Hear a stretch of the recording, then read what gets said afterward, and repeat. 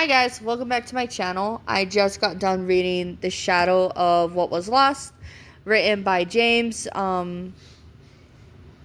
Islington. I don't know how to say her last name, so I'm sorry if I butchered it, but let's just jump right into the book.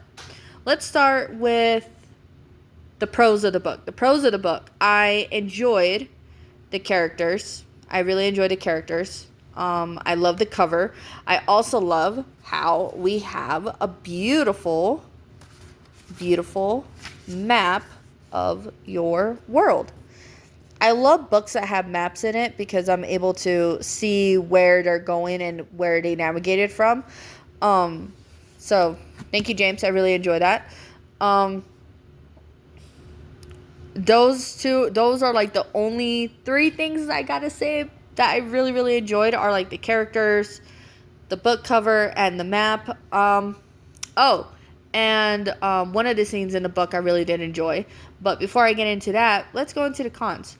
The cons of it is that it took me a while to understand what was happening in the story, and sometimes I will lose interest in the story to where I'm like, okay, well, that's cool. Oh, wait. Now I'm confused. Now I have to reread it again, but now I'm even more confused. Okay, well, I'm gonna skip over it. And, well, not skip over it, but I'll, like, reread it and then move on. And I'm like, okay. So I will say this book it's good. It's good. I did enjoy, some of the fight scenes in it. That's another thing that I didn't quite understand is that it was hard for me to understand where the book was going, whether it was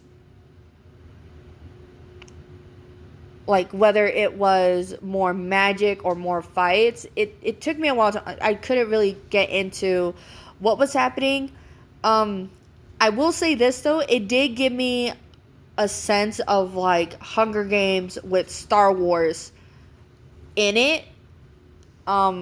Is the best way you can describe it. Um, but yeah. Another thing I didn't really quite enjoy is that the plot of it all, I couldn't tell you what the plot was. I was really, really confused and lost within the book. Um, but if you have this book and you know what exactly it's about, let me know and then we can have a discussion about it. But other than that, I'm sorry, James, I couldn't really get into your book. I really did enjoy some of the fight scenes in it though. I really did enjoy the fight scenes, and I really did enjoy like the whole build up into it. I just got lost within the plot and it took me a while to understand what was happening. There was just a lot going on. Another thing I enjoyed are the characters. You have your three main characters, which is Davian, Aisha, and Wirr, Wirr.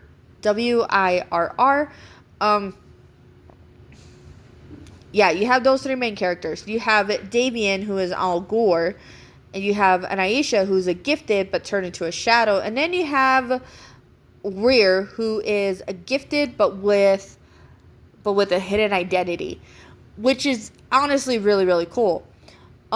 The thing that I also didn't quite understand are what are tenets, what are Argurs, what are shadows, and what are their abilities and how do they all get into this. That's another thing I got lost into, because I would hear Argurs and I'm like, okay, so these people can read people, meaning that they can tell when people are lying, when people are telling the truth, and that they can also see into the future. But those are like the only two things I got. As for the gifted, I don't know what they can do. I don't know what they can do. All I got is that they use essence, but it's like, okay, what is essence? What is essence? What is the whole part of essence that it is? Because when I hear essence, I think magic, but to me, it didn't really feel like there was much magic in here going on.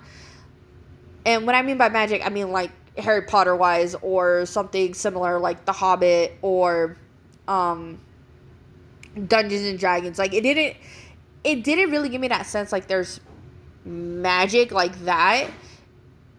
So I'm like, I was a little lost. And then shadows. I have no idea what are shadows. The only thing I understood from shadows is that they were people that are gifted who transform into shadows because they did something naughty or they broke one of the rules, and they're just outcasted. That's the best way I can describe it. So I'm like, okay, so why outcast them instead of just killing them?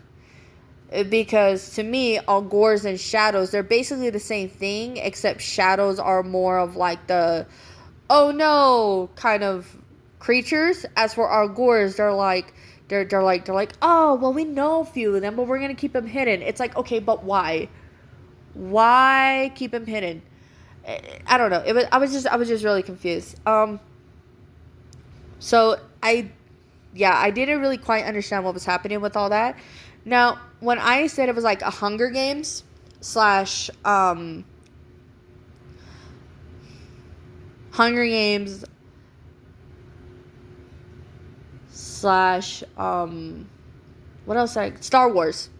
Hunger Games slash Star Wars is that in the book, this whole thing starts with a trial, meaning that those that are not gifted, they have to go through a trial to see if they are gifted and proceed to the next level of their training, which I'm like, okay, that's cool.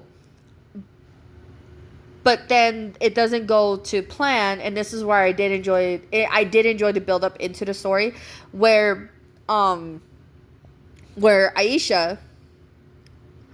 Davian, and Rear are at the school. That's another thing. They're at a school, and they are learning about how to use their abilities. They're learning how to do everything that they're taught in school, and to get them ready for the trials.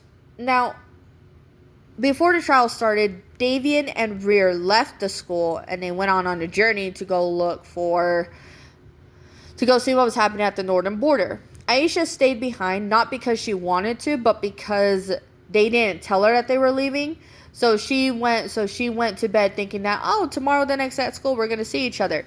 So this is where I was like more drawn into it at the very beginning, because Aisha, she goes to bed, she wakes up to a disturbance in the forest, right? If you don't know the reference, I suggest you learn the reference. But she wakes up because there's a disturbance in the forest, and she doesn't know why. She looks at the time, and I guess the time is wrong, or the time stopped working. I don't know. I can't really tell you. But she goes over to her friend's bed, and I think if you know Star Wars, I can't remember which episode, and I'm talking about the prequels. It's the one where Anakin comes into the Jedi Temple and slaughters everybody.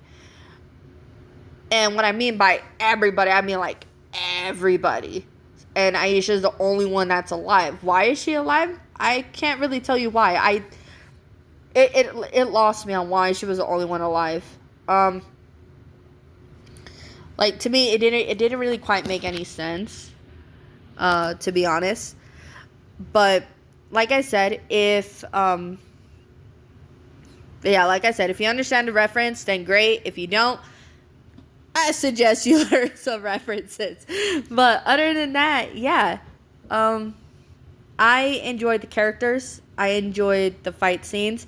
I do enjoy the little one-liners that Rear says, because it makes me, it reminds me of like having a banter with a younger sibling or an older sibling, or just like with anybody in general. And he's basically like the knucklehead of the group, where he would basically put his best friend in like random situations and tells him like, oh yeah, I knew you were gonna be fine with that. And he's like, what? No, I was not fine. I want to kill you. Like, I deeply want to kill you. But yeah, if you have this book, please let me know what your thoughts are, and then let me know if I missed anything, because like I said, it took me a really long time to actually enjoy the book, I had to reread a couple passages, and then I got lost in what was happening. But thank you, James. I will give your book another chance in about a year or two. I don't like to reread the same book within the same year of me reading it. But I'll let you know if I will continue this series or not. For right now, I'm gonna rate it a 3 out of 5. Just because it did have a lot more good things than bad things, so I really really enjoy that. So yeah,